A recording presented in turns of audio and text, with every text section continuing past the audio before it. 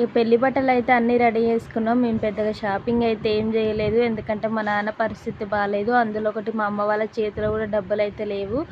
ఉన్నంతలనే మామూలుగానే చేసుకుందామని చెప్పేసి అయితే నాకు 2 చీరలో 3 చీరలో తీసుకున్నట్టు అంతే. ఎవ్వరు బట్టలు తీసుకోలేదు అసలు నా పెళ్ళికైతే.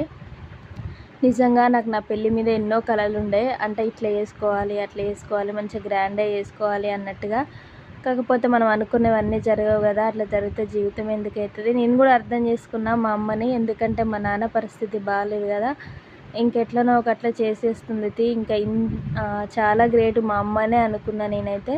ఇంకా లాస్ట్కి అయితే పెళ్ళి డేట్ అయితే మే 26కి అయితే వచ్చింది. ఇంకా పెళ్ళి కోసం అన్నీ రెడీ అయితే అయిపోయినాయి. కానీ ఒకటే బాధ ఉండే, నా పెళ్ళి అయితే మా నాన్న రాలేదు నా పెళ్ళికి. ఎందుకంటే మా నాన్న బెడ్ మీదకి కూడా లేచే పరిస్థితి అయితే లేదు.